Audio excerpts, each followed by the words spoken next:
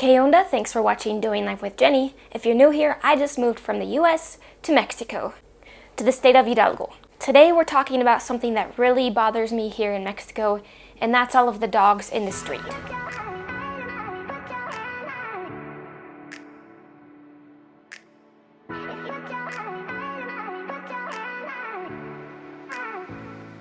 So I made a sort of similar video on my Spanish channel, but it was more like informational, trying to educate people. And I made sure to make the point that I'm not trying to criticize anyone, so I want to make sure you guys know that too. I'm just telling you how it is, and then for them I gave just general information on caring for dogs.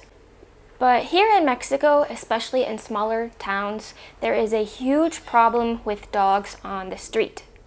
Everything I'm going to say here also applies to the US. The difference is that in the US, there are more rescues, there are more donations to help at least get them off the street and into a shelter or a foster home. Here, those do exist, but not to the extent that they do in Mexico. Hence, more dogs on the street. I don't notice as many cats. Here's the thing. Just because a dog is on the street in Mexico does not mean it's homeless. You kind of have to play the guessing game, and usually it's obvious by the condition of the dog. Well, I should say it'll be obvious based on whether or not the dog looks too hungry or not. Because there are dogs, of course, that have families that kind of neglect them. Okay, I said kind of to be nice. There are some that flat out neglect them. So why are there so many dogs on the street if a lot of them do have owners? Because that's the way of life here. Sending your dog to the street here is like letting your dog out into your backyard back in the States. It's their playground. So you open the door, you let them go, wander around for the day, and at some point the dog is going to wander back and just chill out in front of the house until you let it back in. I will say it is kind of neat that usually the dogs don't just go missing. These dogs are very smart. They know where they live. Most of the time when they are let out, they stay in that vicinity, which is actually how I learned that the dogs that always come visit me are not homeless. Because after they visited me a few times, I noticed they were always sitting in front of this same house. So I knocked and asked, and yeah, they belong there with a lot of other dogs. There are also a lot of dogs on the street because either people don't believe in spaying and neutering their pets, or they honestly just don't know better. A lot of people think a dog must have its first litter before getting fixed. A lot of people think they must go into heat at least once before getting fixed. I don't know where they came up with these ideas, but that's what some people honestly believe. So the good news is, like I said, a lot of these dogs have owners, they're getting fed, they have water, but obviously for all of the dogs to be on the street is not good. But on the other hand, there's a long list of problems with this. One, getting hit by cars. It is very common. I saw it my first week living here. And the rest of the day, I was pretty traumatized. Even my little friends that come visit me, I've seen them almost get hit too many times. And I've even politely told their mom, hey, this is what's happening. Oh, it's just they get out when I open the door. Well, be more careful, please. It's honestly not a question of if, but when your dog is going to get hit if you let it wander the streets. I open my door too. My dog is right here in the bed. Accidents do happen, but go get the dog and bring it back in. I think that's the hardest part for me, because every time I see a dog on the street and then I hear a car coming, my blood pressure rises because I'm getting angry that the people don't keep their dogs inside. I tense up because honestly the drivers are not careful. There are several drivers that won't even brake, not even a little bit. The next issue is the combination of allowing your dog on the street and not getting it spayed or neutered. Well, I wonder what happens. Also, it seems like a lot of people don't get their dogs their vaccines, and there they are roaming the street. Well, you know how parvo and distemper are quite deadly. And then add in the fact that you have dog poop everywhere, and to make matters worse, if they're not spaying and neutering their dogs, if they're not getting them their vaccines, they sure aren't getting them their parasite prevention. So when I thought my little friends were homeless, I was helping them out with food and water. I took one of them to get their vaccines, and then at that point I learned that they have owners. And I work with the owners as well as some friends from the US that gave me some donations to get them spayed. Since I built a relationship with those dogs, they kind of see me as a second mom, and so they visit and they follow me. To the point where I've actually had to change my route when I take Ruthie out. That way, when we're finishing our walk, that's when I pass them. That way, in case they're outside, they only follow me for a block, instead of me passing them on the way heading out for our walk and then following us, around the whole city. Because that's when they are walking in front of the cars. Well, it's gotten to the point where it's extra nerve-wracking and extra embarrassing, because they'll follow me to the grocery store or the bus terminal, which is crossing the highway. And I'll tell them, no, stay here. But they follow me across the highway. They have gone inside of the church with me. Most recently, they went inside of the laundromat with me, and it's not that they just waited outside. They kept trying to come in the entire time. And it wasn't just that they were coming inside. They stink. I told the owner, hey, I saw them rolling in some poop because there was a bag of manure or something that fell out of a truck, and they rolled in it. So it was ripe. It was bad. It was permeating the outside air. So imagine them in the laundromat.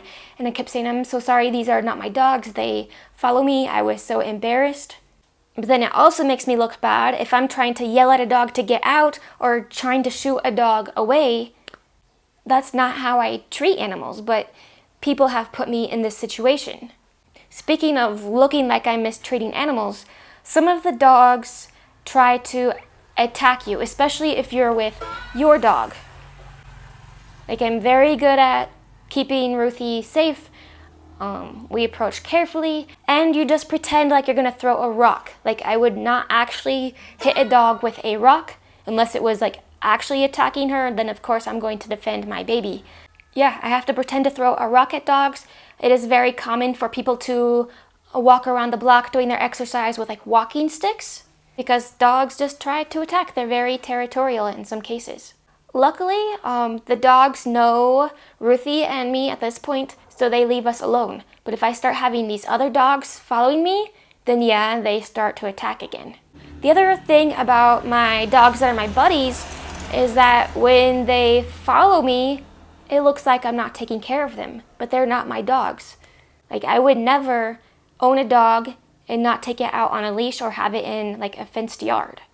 Especially my boy Sammy, he's just very aloof. My other little friends, they're a little more street smart, and they do pretty good about sticking on the side of the road or the sidewalk and not just randomly walking into the street. Although they do that a little bit, but Sammy is just la la la la, no clue in the world, not a care in the world, will literally walk right in front of the car out of nowhere, not even allowing it a chance to see that the dog was going to cross the street.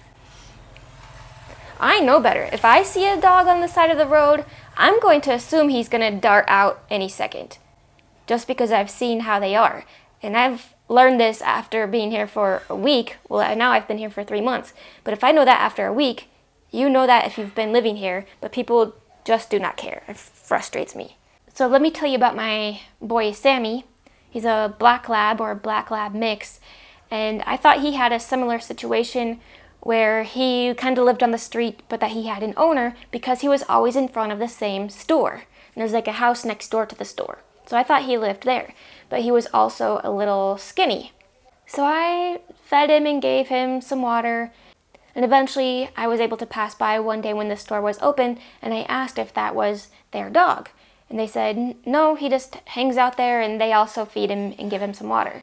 So again, with the help of my friends and their donations, I took him for his vaccines. I gave him his medicine to get rid of the fleas and parasites.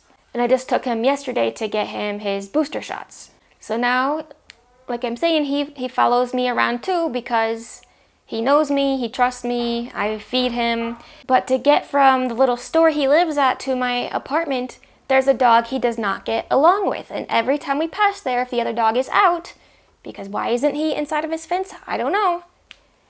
They fight. I actually lost a flip-flop because they were fighting yesterday. And I look like the one that's not taking care of their dog because here he comes following me without a leash. I feed him and then he's back on the streets. I've given you an apartment tour. Like, there's literally no room for him, nor did my landlord give me permission to have 2 dogs. And also, I'm on a very, very tight budget. You guys saw the videos about me losing my job. Like, I do have a job now, but it's barely enough to cover my expenses. I didn't sign up to feed a giant dog and to have the expense of getting him his shots every year and his parasite prevention every month. And that's the thing. Again, this happens in the States too. Everybody wants a little puppy. Oh, cute, cute puppy. And they don't consider what they're getting themselves into. They forget that there are expenses besides food and water. Or I'm sure there are some people that are like in a similar boat to me where they see the hungry dog walking by and so they start feeding it and giving it water because that's what they can afford to do. And they kind of unintentionally adopt the dog because they're not going to just let it starve, but they don't have the means to get it its vaccines and other care because they didn't sign up for it. They didn't bring the dog into the world. But yeah, I think we're going to leave it at that. Just know it is very hard to see as an animal lover. I think even if you're not a huge fan of pets, I don't think most people want to see an animal suffer. But let me add one more thing. There have been a few times where I wanted to help a dog because it looks like it needed medical attention or it needed a grooming, like a long-haired dog, super, super, super matted, like it needed to be shaved, kind of matted. But since dogs don't have vaccines here, I don't have a relationship with them, how am I going to get them into the car? You think I'm going to pick the dog up and put it in the car and get bitten and end up with rabies or who knows what? So it puts me in the position where, okay, I don't want to put myself at risk, but the poor dog, it's not his fault either. So it's a really tough situation. Well, sorry this video was depressing. How about next time we'll do a little house update?